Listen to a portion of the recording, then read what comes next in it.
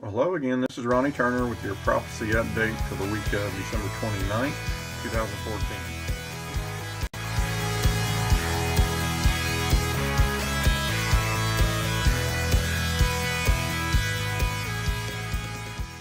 This week we're going to continue with our second installment of our look at L.A. Marzulli's presentation on the Nephilim, the background of the Nephilim, and we touched on most of that last week.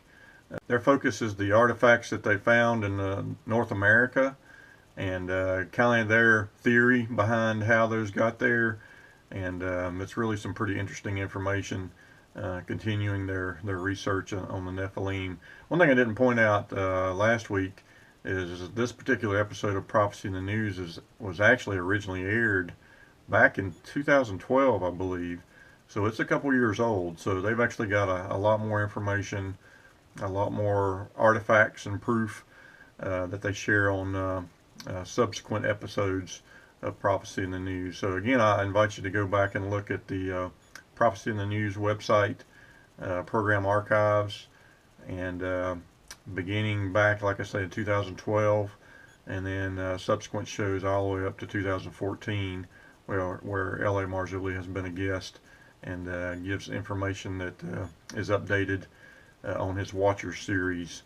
So feel free to take a look at that. But here we're going to finish out this second half of his explanation, background, and his belief of why it's important to know about the Nephilim, and why Jesus calls out that when Jesus returns, he mentions in Matthew that as it was in the days of Noah, so shall it be when he returns. So we feel like it's important information that we ought to at least be aware of and have some understanding and be prepared for things that may be ahead of us. So go ahead and check this out. Isdar, hi Russ, and L.A. Marzulli back to talk about a subject that they have homed in on, if you will, in a rather spectacular way. In fact, we have a 5 DVD set here that basically is a recording of a recent conference they held in Newark, Ohio. The title, Giants Hiding in Plain Sight.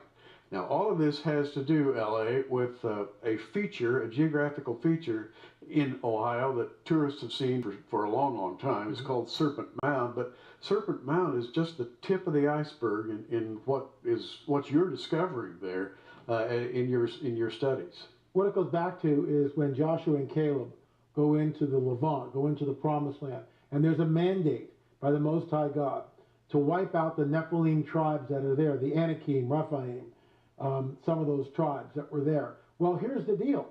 This is 3,500 years ago. Not all the Nephilim tribes were wiped out. In fact, we believe that some of these giants, some of these tribes may have fled northward into Europe, and then from there came over into the Americas and settled in the Ohio Valley. Now that sounds preposterous until we start to examine some of the artifacts that were discovered 150 years ago. 9-foot, 10-foot skeletons, double rows of teeth, 6 fingers. While we're not saying that these are definitely Nephilim tribes, it fits the paradigm of Joshua and Caleb doing the conquest in the Levant, in the Promised Land, the giants fleeing and then settling in the Ohio Valley. Now, my reaction to that is there are a lot of people around who want giants to be sort of mythological creatures. You read about giants in the Bible, those really weren't giants. Those were tough warriors.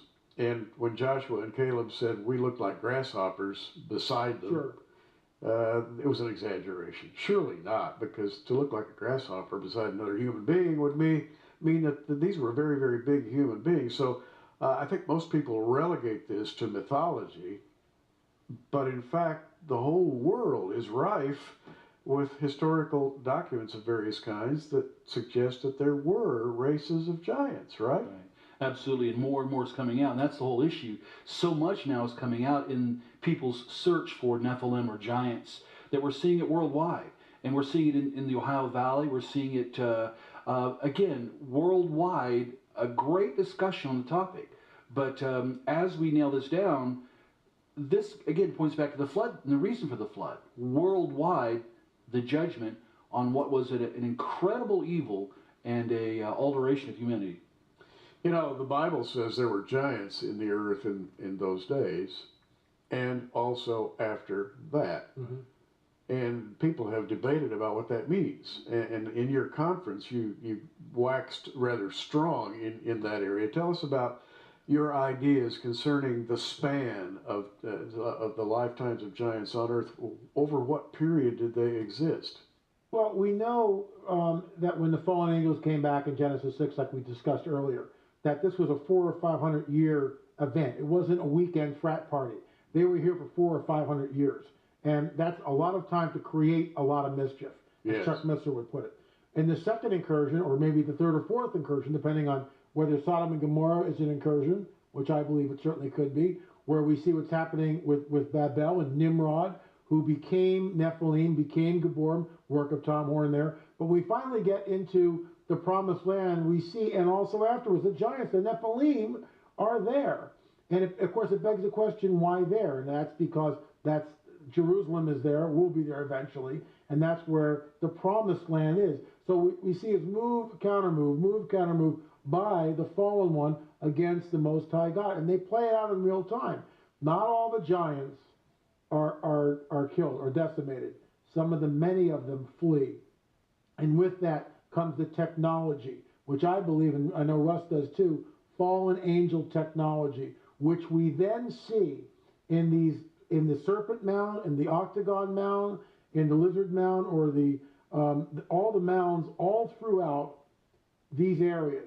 There's an intelligence that's there, and remember, you can only really view these from the air. They're only really appreciated from the air. The Salamander or the Lizard Mound, the Salamander Mound, very high point overlooking the entire North Valley. Ritualistic sacrifices were done there.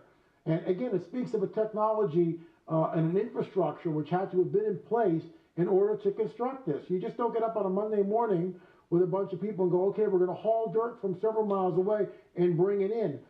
This is a henge, the Great Circle Mound, 1,250 feet in diameter. It's a henge, which means the inner part was a moat, had water in it. There were canals, which have since been destroyed, which link back into one of the water sources, which is a couple of miles away. How do these people do this thing? Why would they do it? And of course, we believe that this is not Native American culture, with all due respect to Native Americans. We believe it predates them. In fact, the Native Americans themselves talk about a race of giants inhabiting the land before they got there. Well, there are these giant structures in Europe. For example, the henges, Stonehenge being Sure. most famous, but there are several of them in England that appear to have been built almost impossibly out of very, very heavy stones that had to be quarried 200 miles away. How do you carry these things around? So maybe we've been looking in the wrong direction. You know, there's a general predisposition among scientists, as we call them these days, to kind of rule out the possibility that maybe there were other races operating in the past, right? Right. This is one of the reasons I say that we need the research. We need, as believers, we need to look into this. We need to search this out, and because it deals with a biblical theme, not only does the scripture talk about the fallen angels and the sex with the women creating Nephilim, but then again afterwards. This is specific. This is purposed. God didn't make any mistake in explaining this is all going to happen afterwards, and it did. And it goes down throughout all of the globe. This is humongous. And if it has anything to do with prophecy, Jesus said, as it was in the days of Noah, so shall it be. I mean, it's going to be the same way. And he didn't say, except for the Nephilim factor. Yes. Now, the giants in the Bible, and there are many tribes of giants mentioned in the Bible, when they die, they die. For example, the Rephaim, or the Rephaim of the Old Testament, are often called the dead. In the King James Bible, they are translated as the dead, and it says the dead shall not rise at all. There will be no resurrection for these creatures, meaning that they are unredeemable. They're not human beings. They cannot be redeemed by the blood of the Lamb. When they're dead, they're dead. These people, and this is a question that I want to really follow up on, these ancient giant people had another program entirely. They were demonically driven in some way, which brings us now to the subject of spirits, the spiritual effect of the presence of giants on the earth? We have reports from the pastor who hosted the conference of unbelievable demonic, or to use another term, paranormal activity. And he was from a denomination which did not necessarily believe in any of this. And here he finds himself in Newark, Ohio, and he's dealing with objects flying around the room, people that are completely possessed, all sorts of stuff going on, and he's ill-equipped, which is what, you know, one of the reasons why we held the conference there, and one of the reasons why he sat in and listened to everything that we were talking about. This man is up against it because the entire area is charged because of the rituals that were done there thousands of years ago. And the residue is manifesting. These houses, some of these houses are built right next to the mounds. And in every case that the pastor told us, in every single case where there was demonic activity, the house was built next to one of these burial mounds. So you're talking about residual demonic activity based on geographic locations that used to be used apparently as worship centers, demonic worship centers. Mm-hmm. Wow, this is kind of fascinating to me because as we read about giants in the Old Testament, they always seem to be the enemies of human beings. In other words, there are not friendly relationships between Og of Bashan, for example, and all of the others who dwelt around him. He was the enemy. And of course, we remember Goliath, the champion of the Philistines. Apparently, he was associated with an anti-God idea or movement. The Philistines certainly were anti-God.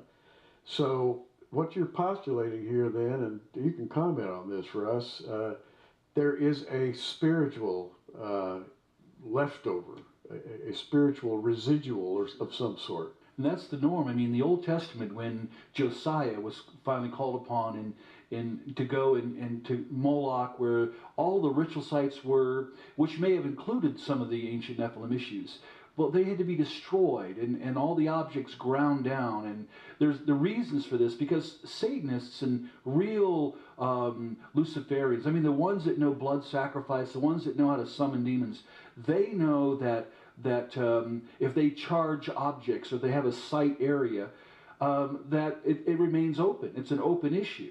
So the Nephilim in all these places around the world that created the ziggurats and the buildings and did the human sacrifice, this was an open gateway that left just a constant influx, summoning of demonic power, subjugating humanity, using humanity.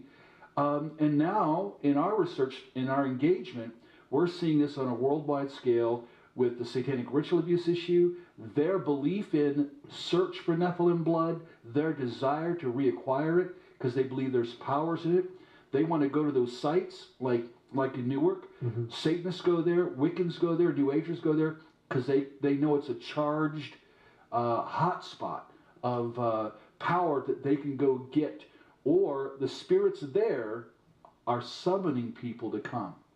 Now, we're seeing demonic phenomena today, as we haven't seen before. Everything is popping open, and that would include UFO activity, which is absolutely epidemic right now. If you read the websites that are devoted to following it, all of this suggests to me a more and more open field for demonic activity, and which has brought you into this study area. I know you've gone into several similar study areas, which we won't touch on right now. We're going to have you back one of these days. We'll talk about some of the others. Right now, we're focusing on these early American mounds or worship centers. And you, in your searches there, believe that you have absolutely connected what the Bible calls giants with these features in North America. I really do. And here's why.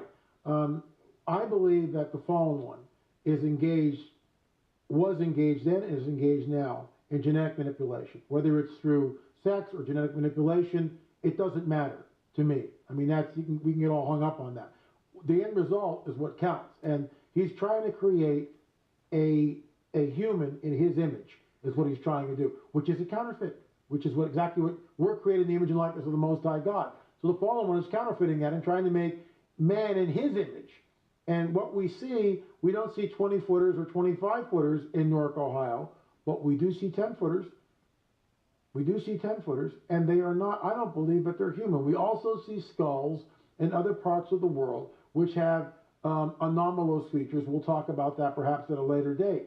But I believe that the same nonsense, the same mischief that was going on way back in Genesis 6, and then in Sodom and Gomorrah, and then after that at the Tower of Babel, and then of course with the Levant, the conquest of Canaan, it's the same thing. And it's going to be transferred into modernity when the fallen one, again, perhaps through the mark of the beast, tries to make man in his image. Genetic manipulation. Let me just say something real quick. As Bible-believing Christians, you ever stop and just think about what we believe? We believe in virgin births, men walking on water, Jesus rising from the dead, Moses parting the Red Sea, axe heads that floats, talking donkeys. Do you realize how crazy this is? It's nuts. When you really just step back, virgin birth, what? It's crazy stuff because it's the supernatural. And yet we close our minds to the fact, and we're warned about this, Satan comes with all signs of lying wonders. We close our minds to what is manifesting on the earth today. This stuff is real. It's manifesting. It's happening. The church needs to wake up and begin to understand the tenuous times that we are living in, unprecedented times. Supernatural is manifesting. Some of it's good, but a lot of it is deception and is from the dark side, as Russ would say. Russ, what were those giants doing back in the old days when Moses brought the people out? Joshua brought the people north, and they crossed the Jordan. They came in, they settled the land, and there were giants there. What were those giants doing? And all of what we researched, they would be involved in, once again, they understood the demonic realm. They understand, they're the ones that taught ritual. They understood ritual circles and languages, twilight languages. They knew things to involve humanity in. So when we look at the Old Testament, it's packed. All the tribes around Israel, some Nephilim, others just highly demonized. Notice how they were always in opposition to Israel. The spiritual warfare manifested in that physical warfare, like with Goliath. Look at his incessant blaspheming of God and then going after Israel. Spiritual warfare manifested that way. And here's our issue today. Satanic ritual abuse worldwide, Satanism, understands the Nephilim issue. They understand they would love to have the bones of Nephilim, to have them charged. They understand rituals of summoning powers and sending them. They see that we are the enemy, just as the Old Testament Nephilim and or demonized tribes saw Israel as the enemy. And that level has grown across the board, around the world, exponentially. And the truth is this, we haven't seen anything yet. The depth of this dark side presence will be off the charts. And we need to know what we need to know now, biblically, scripturally, on our own spiritual warfare, and be in the mission of God, and do what we're supposed to be doing to find our victory. Going all the way back to Rosemary's Baby, and then coming forward in the movies, right up to today, fighting off huge creatures from who knows where, but they all seem to come out of the pits of hell to me. And our videos and our movies and our literature all speak of this, and yet we seem blind to it. Isn't this amazing? I mean, it's as though we're all being brainwashed. And that biblical prophetic content is given to us. It's the most cutting edge. We can look at Nostradamus, we can look at Aleister Crowley, we can look at all the others, but our content, God has given us superior insight to the future. And a lot of that is, what is the enemy going to be doing? How is it going to really be in the end of days? When we talk about the rise of the apocalypse of the Antichrist, the coming false prophet, the opening of the abyss, global Babylon, where demon spirits are welcomed in every, they're in the air now. They're in the lives. And the coordination of the underground satanic connection and their desire to be drawn to the Nephilim sites and use those sites and reconjure spirits and use that information. Well, I'll give you one quote of a Satanist out of a book called The Church of Satan. They refer to the church as the rotting corpse of Christendom. They're looking for their day. They're understanding, and it's right in one of their materials, Too many Christians, not enough lions. There's opposition. If you look at the European church, for example, you have these magnificent edifices, and they're tourist attractions, and that's about all. Christianity has died, and even in America, you might postulate that Christianity is dying rapidly, although there are people like us everywhere. There's a remnant. We're not well connected, and yet one of the reasons we broadcast Prophecy in the News is to talk to you out there who do believe. And there are a lot of you. And that's why we bring people like L.A. and Russ here to discuss what's going on right now. And what this is, what's going on right now. As it was in the days of Noah, so shall it be in the days of the coming of the Son of Man, right? Yes, it will. And I think we're in those days. I think we're rapidly approaching where we're going to see something manifest, something that's out of the ordinary, a game changer, a paradigm shift. Is that the appearance of 3-mile wide craft, UFOs? It certainly could be, because that would be the one event which changes everything. And people go, what does UFOs have to do with the Nephilim? Everything. It links back together. The two, in my opinion, are synonymous. Now, let's go back to Ohio for a minute. And it was not only the mounds and the road that you found, but there are a lot of other artifacts up there that are yet to be explored, right? Yeah, one of the things that happened, one of the events that happened to us about a week before the conference, the second largest crop circle in the United States was photographed and then explored and visited by researchers in Chillicothe. Again, that Hopewell Road goes from Newark, Ohio to Chillicothe. It's about 40-50 miles away in a straight line. Why there? And this was a huge crop circle, over 350 feet. And you could only see it again from the air. So once again, we see, in my opinion, isn't it funny how that the whole Nephilim architecture in Newark, Ohio, lay dormant. No one knew about it. No one talked about it, okay?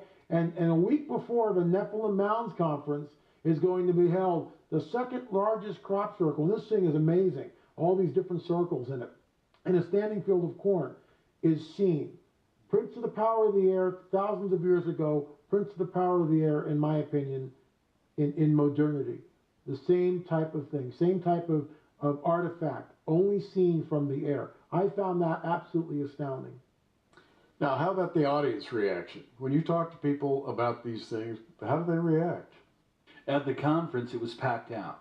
And the neat thing about the conference was Christians came from 7-8 different states. Yeah, all over the place they came.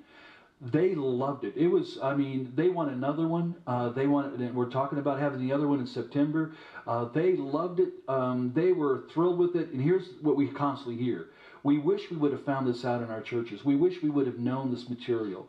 Why isn't anybody else telling this material and sharing? And so everywhere we've gone, let alone that particular place, they wanted, they loved, they looked in the material. One man came up to me, and the family came from out west, a long way, and he says to me, Russ, I've sat here listening to all this conference, and I came here with an attitude in opposition, not ready to hear anybody, but now as I've listened over these 2 days, I apologize. This was incredible material. It has really spoken to me, and God really wants me to get my life really strong and right, and I know what I need to do as a Christian and as a father. And that was the impact in that one man's life. Well, guys, we have about 2-3 minutes left here. Where should we go from here? And where are you going to go from here, L.A.? I mean, you're obviously still working on this subject. Yeah, I have a book coming out. It's called On the Trail of a Nephilim, and we hope to release it by the end of March, early April. It has some startling information in it, I believe groundbreaking, and hopefully we can discuss some of this at a future date. I'm sure we will. And Russ, what are you up to these days? Well, we're still looking at the connection between the satanic rituals and the Nephilim issues, and going after some of the site issues. And we're hoping to see a second Nephilim Mounds conference in September, and you'll hear about that more later. I know that in your heart, you have a kind of a calling to keep Christians from being blindsided, which they are quite regularly, and your ministry involves kind of opening Christian eyes to some of the maybe some of the darker topics that we don't talk about all the time.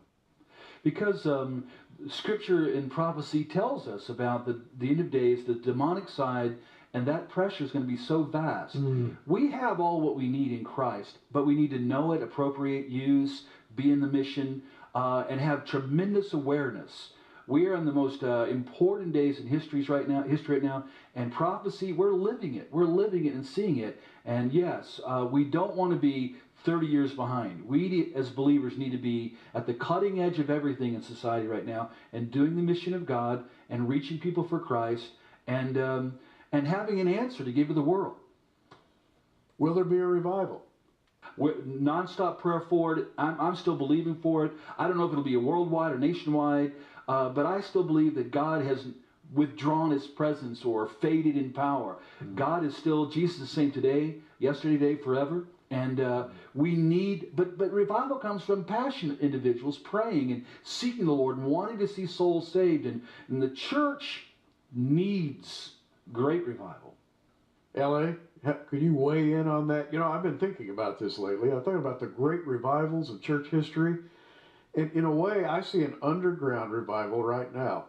A lot of the books like yours that are moving through society are being quietly read, digested. There are people out there who want to hear, but they're kind of quiet. They don't come together. We're all separate out here today. We don't come together into the great stadiums, you know, 18, 20,000 people to have the old-fashioned style revivals, but maybe there's a revival going on. Okay, so there you have it. There's the wrap-up of L.A. Marzulli's presentation on the Nephilim and the information he had there with his cohort, Russ Dizdar. So I hope you enjoyed that. And if these guys come on as guests in future shows, then I'll include them. I just wanted to go back into some of the archives and get you kind of up to date on what they're saying and get that information out on YouTube so people will have access to it. So I hope you have a happy new year, and we'll see you again next week.